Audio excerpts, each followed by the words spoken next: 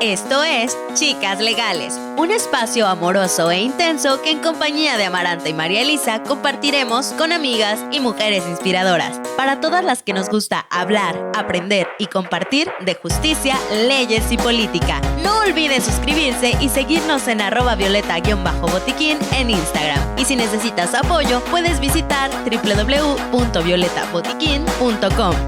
¡Comenzamos!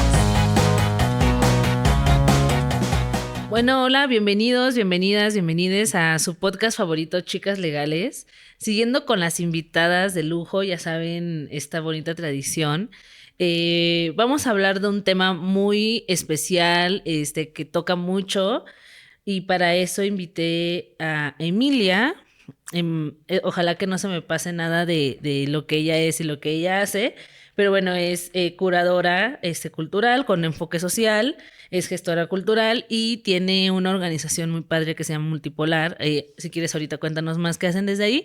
Pero la invitamos porque como estamos en el mes de marzo, que bueno, el 8M es más el Día Internacional de la Mujer, pero pues todo marzo estamos hablando de feminismos, de antipatriarcal, de derechos de las mujeres, de disidencias. Entonces, bueno, Emi, ¿cómo estás? Gracias por venir a hablar con nosotras. Bienvenida. Bien, muchas gracias. Me quedé un poquito con el tema de su podcast anterior. Y bueno, yo soy Emilia Rendón, yo soy Leo. Yo también. ¡Ay! Obvio. Se notan el pelazo, ¿verdad? Sí, soy Leo con luna en Tauro, ascendente en Libra. Wow. Entonces me gobierna un poco Venus demasiado. Entonces de repente es como... Pero bueno. Por otro lado, pues en la parte más profesional sí tengo una organización, plataforma sobre la cultura en general. Como que he tenido como varios enfoques en esa plataforma, pero en general es como las reflexiones en torno a que no va a ser lo mismo un sistema cultural en México que en China o que en Colombia, ¿no? Como que todo el tiempo está cambiando en aspectos políticos.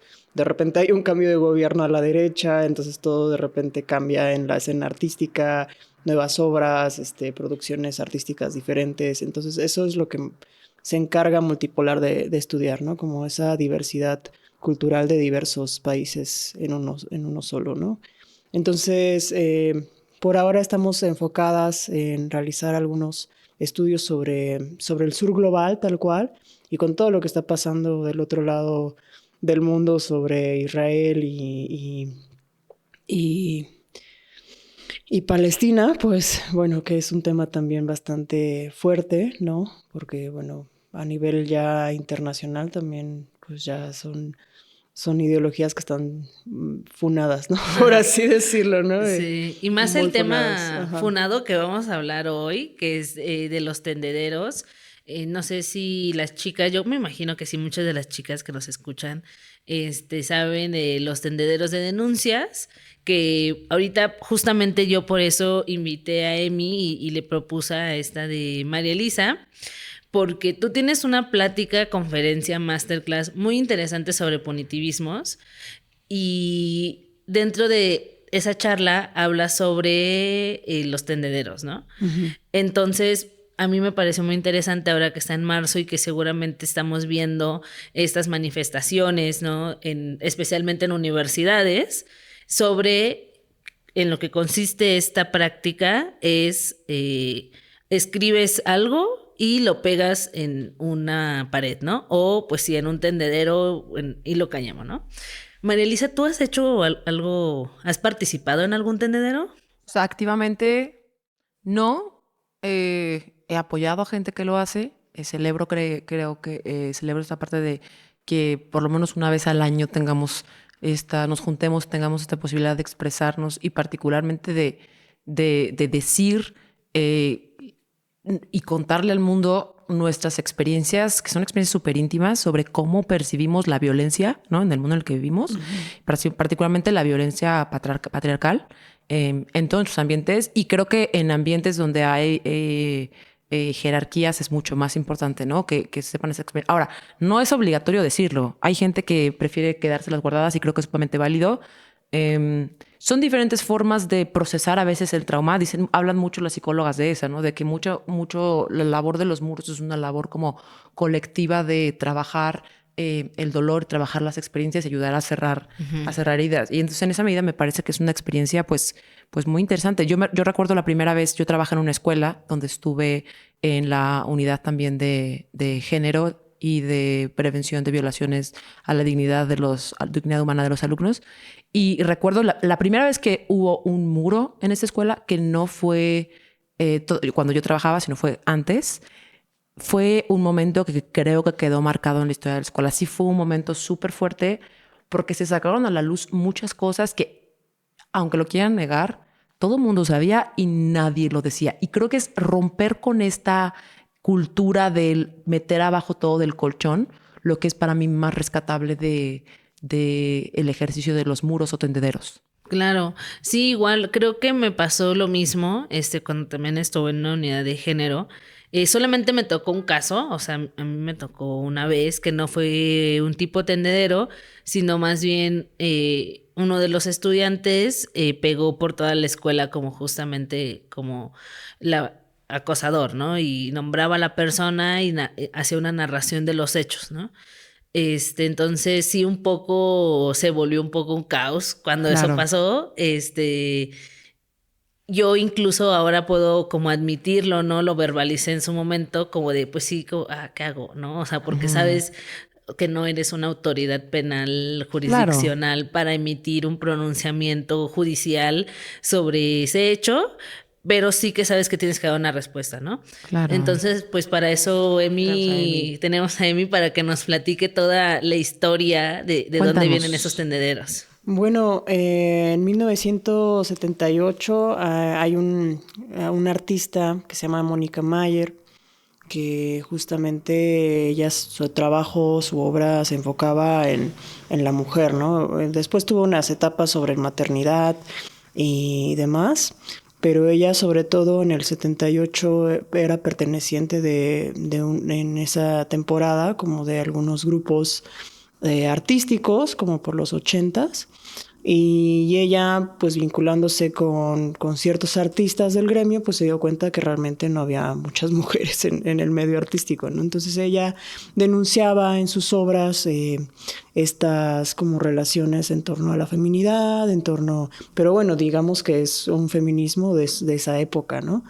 En el 78 hizo una obra que se presentó, me parece, en el MOCA, no les tengo bien el dato, pero luego si no se los paso, y hizo una exposición sobre un tendedero, ¿no? Y este tendedero era, si quieren, luego también les paso estas imágenes, pero era un tendedero que literalmente las personas, era una pieza participativa, entonces las personas ponían en una fichita diciendo qué es lo que me incomoda de esta ciudad, ¿no? Y por lo general todas las participaciones eran de mujeres, y entonces de repente sacaban como, no, pues lo que no me gusta de la ciudad al transitar es que me siento insegura, es que estoy sintiendo acoso callejero, es que ¿no? O sea, como que eran muchos ejemplos de cómo la violencia sistemática se perpetuaba en los cuerpos femeninos, pero bueno, de esa época del 78, los 80s, ¿no? Entonces, desde ahí parte un poquito pues la idea de tendedero, ¿no? Como pasa, pues finalmente el origen es una pieza de arte contemporáneo, bueno, arte contemporáneo latinoamericano, pero lo interesante es que en esas fechas, ahorita como medio corroborando, en esas fechas también en Latinoamérica, en Argentina, estaba sucediendo toda la situación de la dictadura militar, del 76 al 83, y no sé, como que se hace mucha relación en qué estaba pasando pues finalmente en Latinoamérica, ¿no? Ahorita leyendo un poquito más, pues después de todo este golpe militar también en Argentina, pasa que pues las personas están como muy mal, ¿no? O sea, porque hay una ruptura de derechos humanos fatal, ¿no? Hay muchas violaciones, hay muchas como abusos por parte de la autoridad. Y muchos quedan pues libres, ¿no? De esta como pues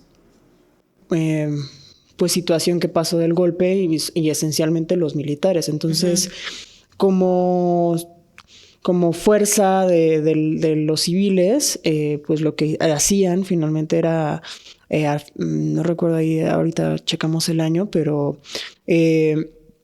ellos ponían como carteles, ¿no? Para escrachar a las personas, a estos políticos, a estos militares que habían desaparecido a las personas, ¿no?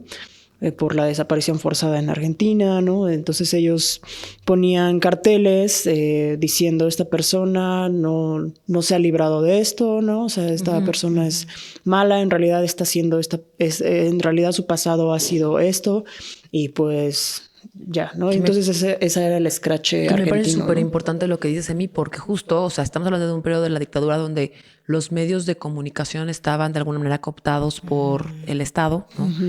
Pasaban por muchos, o sea, eran censurados por el ejército, entonces, pues la gente no tenía la posibilidad de llamar a la radio. O sea, primero, las denuncias, como decía Emi, no necesariamente estaban siendo investigadas debidamente. Claro. Y tus opciones, pues para que el hecho no quedara impune, quizá era subirlo a algún medio de comunicación, los cuales estaban siendo también revisados o verificados por el Estado. Entonces, ¿qué le quedaba a la gente? Recurrir a poner una manta o una cartulina con el nombre de la persona que perpetró el hecho. Claro, y ya como he escuchado su plática antes, justamente esto de Mónica Mayer, de pues la exposición que hizo, cómo o sea, como de eso primero, cómo ha ido evolucionando actualmente cuando salió todo el Me Too, ¿no? El movimiento Me Too. Sí, justo. Que bueno, también ahí sí hubo denuncias y todo, pero como que lo importante del movimiento, considero, más allá de las denuncias ante la autoridad, era como justamente nombrar lo que había pasado, ¿no? Que primero sabemos que fue en Estados Unidos y ya después se volvió todo, en todos lados. Sí, a mí me parece interesante. Ahorita estaba pensando, es que luego yo soy medio cronológica, así como con fechas, porque me gusta como pensar cómo se estaban como medio formando en cada lugar y tener como esa perspectiva medio de que viendo así medio que el mapa. Sí. Pero justo, o sea, en el 78 pasa eso con Mónica Mayer y luego en esta temporada está la dictadura militar y ahorita ya, bueno, revisando un poquito las fechas del 97 al 2001 hay una asociación que no sé si decirlo así, más bien era como, se llama Hijos, ¿no? Que es la asociación de las personas que ¿Es de las Madres de Mayo? Madres de Plaza de Mayo e hijos, ¿no? Que recurrieron al arte para manifestarse en las calles, ¿no? Que justo son las mamás de muchos jóvenes desaparecidos por la dictadura. Sí. Y que está súper interesante también su manera de protesta, porque en lugar de marchar por las calles se pusieron a dar vueltas en la plaza principal, que es la Plaza de Mayo, una plaza bellísima, y que hoy ya ha sido rebautizada como la Plaza de las Madres de Mayo. Sí. Ves tú en el suelo pintadas las pañoletas, que ellas eran reconocidas por unas pañoletas blancas que se ponían en la cabeza.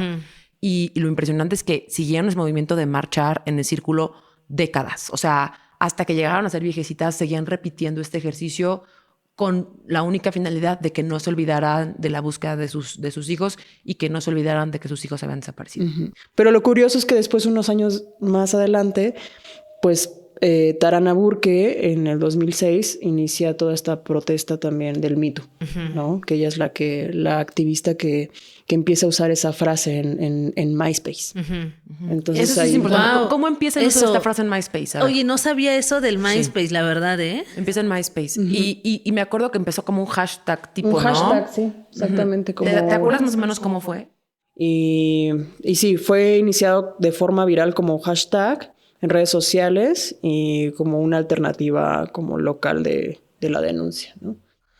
Eso, o sea, me gusta porque platicábamos como antes de entrar a grabar, como esto de que estos tendederos están resultando ser en mi opinión, como esta forma alternativa a denunciar, ¿no? Como considerando que cada una de las personas que sobrevive a un hecho violento, relacionado a violencia de género, violencia contra las mujeres, pues tiene como su propio proceso para hacerlo, ¿no? O sea, sí. No es como, incluso cuando a una persona, a alguien le roban algo, o sea, es como todavía tarda un tiempito para denunciar, no es como... Sí, para que agarres la valentía y... Sí. Pero justo tocas un tema súper interesante, Úrsula, y en el tema de los tendederos, pues siempre hay dos posturas, ¿no? Por supuesto está por un lado el lado de la víctima que dice, oye, este es mi momento para contar mi verdad, que quizá no lo hice antes, quizá no lo hice nunca, quizá no quise denunciar, pero creo que este es el momento adecuado para hacerlo. Y por otro lado está la versión de las personas que son acusadas en el tendedero, que dicen, están violando en presunción de inocencia, habla como si fuera un proceso penal, me están afectando en mi integridad, me están afectando en mis comunidades, son acusaciones falsas, que es cierto, sí ha habido casos de acusaciones falsas, yo no digo que no las haya. Entonces hay dos versiones y por eso es que el tema de los tendederos siempre ha sido muy escandaloso, podríamos decirlo, donde sea que se presenta. Hay gente que, o sea, yo he visto, yo no lo he visto, ni me lo han, no me lo han contado. Me consta que hay hombres que se dicen víctimas por haber salido en un tendedero. Sí. ¿No? Que ellos dicen que ellos fueron víctimas de violencia de género por el hecho de que su nombre haya salido ahí, ¿no? Sí. Y ahorita podemos entrar desde el punto de vista jurídico qué elementos son importantes a analizar sobre si es cierto el derecho a la imagen o el derecho a la privacidad, si es que lo hubiera de las personas que son acusadas, en qué contextos puede haberlo, en qué contextos no. Pero antes de eso quisiera que regresáramos a hablar sobre cómo es que llega el movimiento del Me Too a México y cómo es que empiezan los tendederos a generalizarse como una práctica dentro de las escuelas y universidades, porque principalmente fue como escuelas y universidades en México, ¿no? Sí. Ay, Dios, como...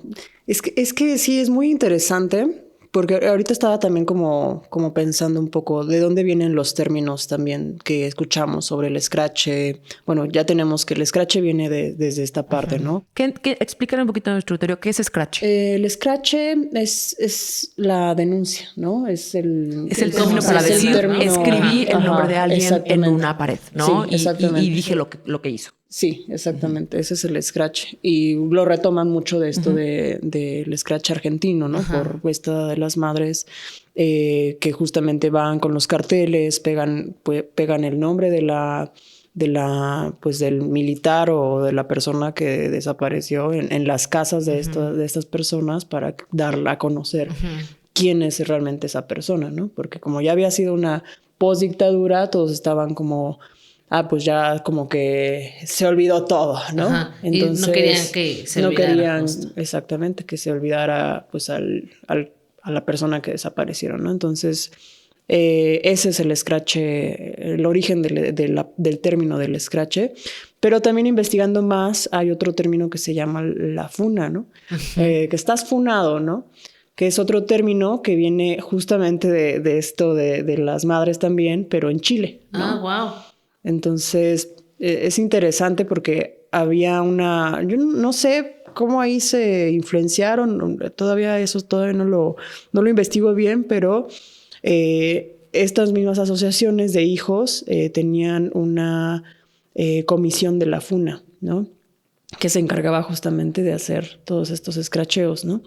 Pero es interesante cómo esta parte de Sudamérica pues ha influido también en estos términos ahora que los tenemos y tal vez tenga que ver con el Internet, el papel del Internet, y para allá voy también un poco a las denuncias o a todo este como revuelo también de las denuncias ya en México, ¿no? Porque sí tiene que ver mucho el papel del Internet, sobre todo acá, ¿no? Porque algo que se vuelve muy viral se puede traspasar fronteras, ¿no? Y justo en el 2017, me parece, empieza todo este revuelo del Me Too en Estados Unidos. Sí. Ya para el 18-19 empieza acá también todo el boom, ¿no? Sí, fuimos de los últimos países, no sé si decir país, del continente quizá. Sí, creo que del continente fuimos de los últimos países que se sumaron al movimiento, ¿no? ¿No crees? Y me parece, yo recuerdo que empezó más con el Me Too escritores. Me Too escritores, claro. Me Too artes, Me Too muchas áreas. Porque ¿no? hubo como el Me Too como general que pues, o sea, como justo en Estados Unidos era más como de la parte de actrices, actores, como del medio artístico. Justo. De hecho, después me parece que en ese año en la entrega de los Oscar o bueno, eran temporada de premiaciones, o sea, varios artistas traían un pin de Time's Up.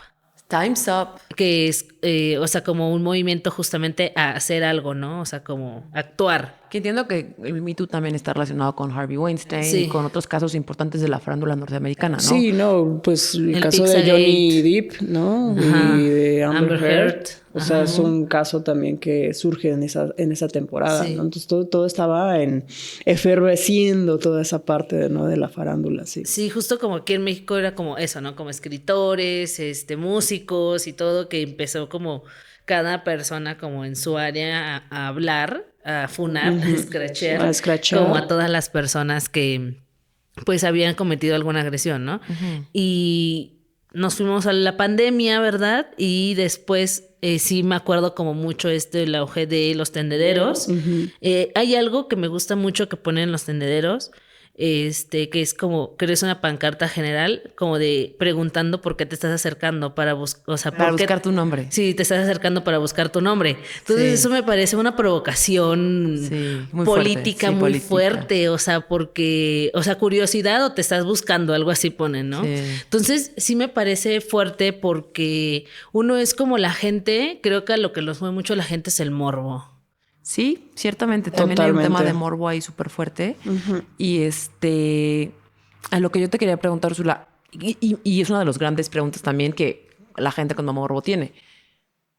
¿Tiene la persona que denunciar previamente o posteriormente a poner su denuncia en el muro? Qué bueno que tocas ese tema porque pues en Botiquín Violeta en este mes de marzo nos escriben muchas chicas, número 1, solicitando información sobre cómo denunciar a sus agresores, número 2, para saber qué pueden hacer, y lo tercero es si pueden funar a su agresor y si no van a tener como un problema legal, ¿no? O sea, como qué es lo que tengo que hacer, ¿no? Y como dentro de nuestras recomendaciones legales, o sea, en mi opinión, yo no creo que habría un problema porque justamente es como no es un procedimiento penal, ¿no? Sí. Que lo ideal es que denuncies. Lo ideal, digo, para lograr justicia al margen de la denuncia que se pueda hacer en el tendedero, ¿no? Ajá. Como a lo mejor si las chicas quieren participar en alguno de esos tendederos, lo que recomendamos, que eso es una recomendación de una de nuestras abogadas, que dice, no pongas datos personales de la persona, o sea, como no divulgues que si su número, su correo o así, procura solamente poner el nombre. Sí. Si es en una universidad, pues no ponga su matrícula o tal, porque también es un dato Claro. personal.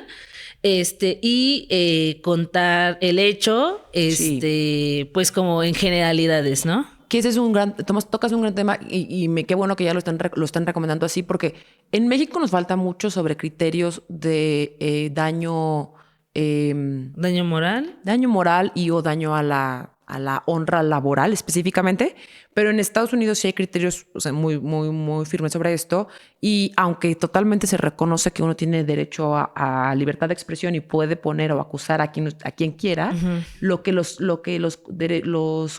criterios de la Corte de Estados Unidos dicen es sí, pero si lo vas a quemar en su ambiente laboral, no puede ser tan específico que hagas referencias a cosas que denosten o le afecten en su futuro laboral. O sea, que vaya a implicar que después no lo contraten o que vaya a implicar que después ya ¿cómo decían? Lo tachen en su ambiente laboral. Entonces, creo que por eso, particularmente cuando lo haces en lugares como escuela o como trabajo, mi recomendación también sería quitar un poquito de generalidad, ¿no? Sí. Acotarlo un poquito. Porque de lo contrario, ahí es donde corren el riesgo de, fue súper, súper específico, te ubican y entonces te denuncian a ti, ¿no? Espera, recuerda que Chicas Legales no solo es un podcast, también contamos con apoyo y acompañamiento para todas las mujeres que lo necesitan. Conoce más en www.violetabotiquin.com, donde encontrarás asistencia legal y recursos para el empoderamiento de las emociones. Continuamos. Entonces sí, el tema de la generalidad en la denuncia, la generalidad de la pancarta es importante, ¿no? Sí. El evitar filtrar por ahí datos que sean sumamente sensibles o que definitivamente vayan a afectar la percepción que haya de esa persona en su ambiente laboral o en su ambiente educativo por siempre, porque eso sí piénsenlo, o sea, la imagen que tiene uno en cierto lugar educativo laboral es súper fuerte. O sea, si queda una persona marcada tan específicamente con una conducta, a veces sí pasa mucho tiempo en que pueda quitarse Claro. ¿no? Este estigma social. Me parece que cuando se denuncian en esos tendederos conductas específicas relacionadas, ya sea delitos sexuales, ¿no? Como agresiones familiares, y vaya, como conductas que son muy perseguidas por la fiscalía, es muy necesario como iniciar una denuncia, ¿no? Que vamos a hablar más adelante de los requisitos, pero creo que hay señalamientos que a veces son como por cosas que las personas, todas podemos irnos deconstruyendo, ¿no? Y aprendiendo sobre la marcha y también con la oportunidad de conocer nuevas opiniones. Pero bueno, ¿qué opinas? Pero la pregunta es, ¿y qué pasa cuando ese tendedero o la expresión de acusa a otra mujer o acusa a otra persona, no necesariamente por un tema de agresión sexual, sino simplemente porque realizó algún tipo de conducta que desde el punto de vista de la persona que está poniendo ahí, exactamente, es una conducta que le pareció injusta o simplemente lo quiere quemar? O sea, Sí. de verdad que yo conozco mujeres a las que han puesto en tendederos. Y ahorita nos va a platicar un poquito de mí ese tema. Sí, bueno, ahorita estaba pensando también como en el concepto de la imagen tal cual, ¿no? La imagen pública, la imagen, pues ya como teorizando tal vez un poquito más sobre la imagen que pues detona muchas cosas, ¿no? Una imagen, ya no solamente, o sea, imagen pública, ¿no? Sino una imagen que está siendo plasmada en una pared, que está siendo plasmada en palabras, ¿no? Porque las palabras también son imágenes. Y esta como configuración de la cara de una persona, más aparte su nombre, y más aparte, como está muy conceptual todo esto, ¿no? Claro. Pero es interesante cómo se configura también la imagen como un dispositivo de enunciación, ¿no? Y bueno, pues sí, confesando un poquito, pues una que también ha salido como en tendederos y en situaciones así como pues que parten también un poco medio injusto como eso, pues porque estamos problematizando pues la violencia machista y estamos problematizando otras cosas que vienen del patriarcado. Y yo siempre cuando me pasó fue otro caso, pero cuando lo veía de otras personas que lo hacían, yo decía como, ¿por qué tenemos que señalarnos a nosotras? ¿No? Veía que casos así de que maestras señaladas, y cosas así, ¿no? Cuando yo ya decía como esto ya se está desvariando muchísimo, ¿no? Porque ya se está utilizando este dispositivo de enunciación para afectar realmente a las personas, ¿no? Por el desquite. Que el desquite de, tú me hiciste esto y ahora la venganza y alzar la voz, ¿no? Cuando dices el punitivismo puro y duro. Eso es algo que tenemos que problematizar mucho, el punitivismo desde estos feminismos, pues que vienen de una postura también muy occidentalosa, blanca, ¿no? O sea, academicista también, Y ¿no? es que hay una línea radical. Creo que hay una línea muy delgada entre hacer este ejercicio de externar una emoción y en esa medida permitirle a la persona cerrar el ciclo de un pasado o de un evento doloroso y el convertir ya el tendedero o el muro en este ejercicio cuasi medieval de poner la cabeza de la persona y que todo el mundo vea cómo cae la sangre. Ahí es donde ya me parece que el objetivo del ejercicio desde el punto de vista feminista se pierde. Sí. No sé Sí, qué opinan estoy ustedes. totalmente de acuerdo. De hecho, ahorita se me venía a la mente, bueno, ya este asunto es demasiado público, pero no sé si se acuerdan cuando se tomó la Comisión Nacional de Derechos Humanos, la que está ubicada en el centro, fue tomado por un grupo ¿El Ocupa? del Bloque Negro, Sí. ajá, y una señora en su carro iba pasando por ahí. Entonces, como estaban realizando la manifestación, pues, las chicas que estaban tuvieron una confrontación con la señora, se hizo toda una narrativa social, mediática, de que la señora había sido quien había agredido a estas chicas. Hubo una denuncia por las dos partes, tanto por la señora como por la Ocupa, y al final llegaron a un acuerdo y las chicas, me parece, por lo que recuerdo del caso, no lo tengo tan presente, que le pidieron una disculpa a la señora, ¿no?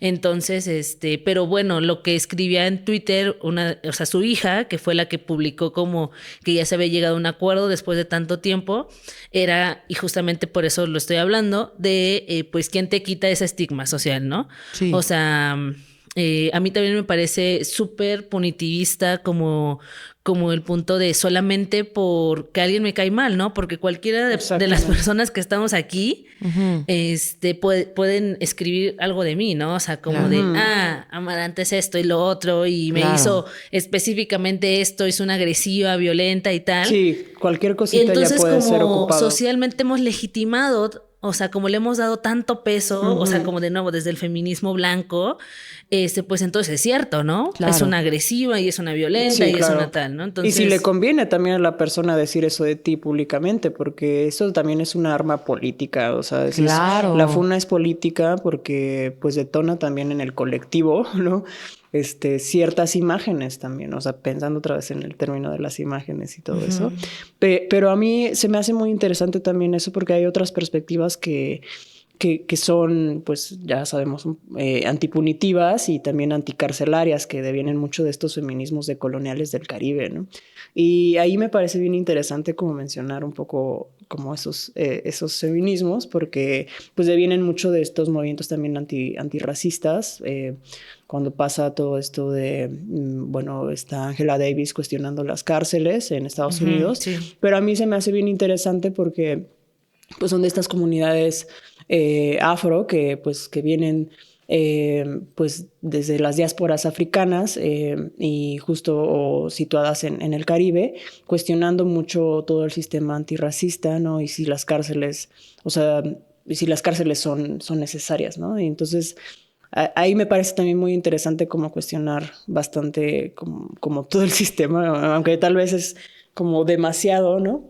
Pero justo, o sea, como que yo me quedaba pensando cuando fui denunciada, ¿no? Como, ¿está cambiando el sistema esto? O sea, o sea, siendo denunciada ahí y finalmente, o sea, ¿estás garantizando tu justicia con esto? O sea, ¿te sientes mejor? Hay una parte muy positiva sobre los tendederos y que creo que es precisamente lo que le da impulso al modelo de Me Too, que es el tendedero permite a una víctima encontrar a otra víctima que vivió lo mismo. Claro. Y yo lo he visto en varios lugares donde así es precisamente como encuentran al agresor sexual que lo hace patológicamente y que se lo ha hecho a 10 o a 15, así es como las encuentran. Sí, y entonces ahí es donde dices, el tendedero sirve. Sirve porque te das cuenta que no es cierto que fue un error, no es cierto que fue un caso excepcional. Esta persona, o sea, ya la tiene medida, ya sabe cómo hacerla y ya sabe perfectamente cómo sistemáticamente agredir a las mujeres y salirse con la suya, ¿no? Sí. Y sí es cierto, qué bueno que tocas este asunto, porque yo le iba a especificar ahorita, como el simple hecho de que yo opine que en algunos casos me parece que los tendederos son muy punitivistas.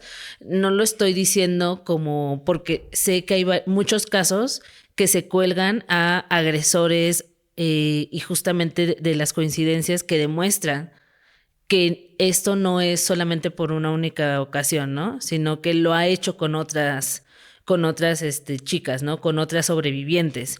Y se me viene de nuevo a la mente uno porque una consigna feminista es que la tienes muy grande cuando acosas, pero se te hace chiquita cuando te denuncian, ¿no?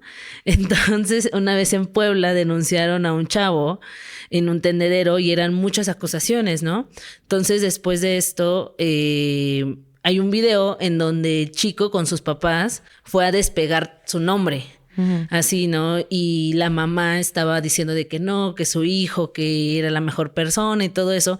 Entonces, fue hace un año, me parece. Yo reflexioné mucho de esto y dije, bueno, o sea, los agresores, algo que identifica para mí a los agresores es que tiene un sistema que no voy a decir que lo protege, ¿no? O sea, que cuida que esté bien, ¿no? Que no necesariamente le da los medios para ser un agresor, pero sí que lo protege, ¿no? Y lo podemos ver. Que no lo hace responsable de sus conductas. Así de fácil.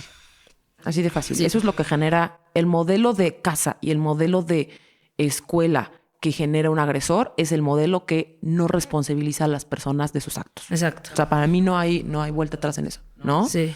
Y sí, totalmente. Creo que esa es la parte positiva de los tenderos. La parte negativa, como dice Emi, es donde cuelgan a diestra y siniestra a gente. Y fíjese cómo hay una gran diferencia entre el post del tendedero que explica un hecho, ¿no? Que dice, fulanito el día tal, en la fiesta tal, me dio algo y entonces yo al día siguiente me di cuenta que habían abusado de mí.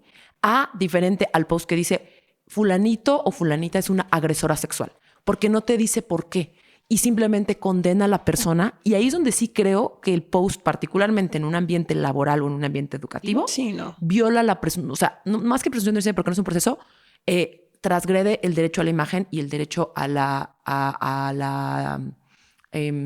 pues dignidad pública, digamos, ¿no? Porque ni siquiera te dice qué hizo la persona y ni siquiera le da posibilidad a otra persona de saber por qué lo estás colgando, de manera que esa persona puede en su ambiente tratar de reivindicar o explicar por lo menos, sino te dice, ese es un agresor sexual, y no te dice por qué. Y que luego trasciende, bueno, en casos de mujeres, trasciende pues a cierto hostigamiento. Sí. Claro, no, y además, además de lo que dices, María Elisa, no solamente eso, sino como que fulanito, fulanita, fulanite es un violento agresivo. Y ya, ¿no? Sí. Entonces es como, pero, o sea, ok, ¿no? Y el tema es, te adjudicó esas características o te subjetivizó como un agresor, pero no te dijo por qué. Y en la medida que no te dice por qué, tú no tienes cómo defenderte socialmente, ya no digo jurídicamente. Entonces, creo que esos son los que de verdad son punitivistas. Sí. Y se convierten en un ejercicio medieval de colgué la cabeza de la persona. Sí, tal cual. Sin darle razón o explicación. O sea, esos se convierten en un show. No son un ejercicio de psicológico de cerrar una herida. Ejercicio psicológico de cerrar una herida son los que describen qué hizo la persona y por qué fue una agresión o por qué la persona no lo había contado antes, ¿no? Creo que es una línea que a veces puede ser delgada, en otros no lo es. Y bueno, nada más agregando a ese comentario, ese ejercicio medieval llevado a otros feminismos, ¿no? Llevado a las disidencias mismas, ¿no? Estos grupos también que son minoritarios, o sea, como esta acción pues repercute en la marginalización de ciertos individuos que al finalmente esas funas no están atacando absolutamente nada, ¿no? O sea, como entre pares se denuncian también para expulsar, casi a marginar de la comunidad, ¿no? Sí. Pues por ciertas conductas, ¿no? Y cuando no se dan cuenta que realmente eso está afectando a muchas cosas, ¿no? Entonces esa cultura de la cancelación sí es bastante fuerte en ese sentido, porque pues justamente esa es la pregunta, ¿no? Si el dispositivo de enunciación o de emancipación a partir de esa imagen con el nombre de tu agresor, ¿no? Tiene que ver más con una cuestión del patriarcado y ¿no? O sea, ¿por qué estamos utilizando esos dispositivos para nuestras comunidades y nuestros pares entre nosotras, ¿no? Cuando en realidad eso deviene más de una cosa estructural que individual, ¿no? Qué bueno que lo superdices porque tienes toda la razón, o sea, como que a veces estamos, al menos las personas que nos gusta hacer activismo y pro bono y todo, o sea, como fuego amigo, o sea, es fuego amigo porque si en algo no coincides con alguien más, es como, esto está mal y esto está mal. Entonces eres tal persona. Uh-huh. Te funan de tu comunidad, de las repercusiones también laborales, y te das cuenta también que en realidad los vínculos están mediados, pero por otras cosas, por intereses, por conveniencias.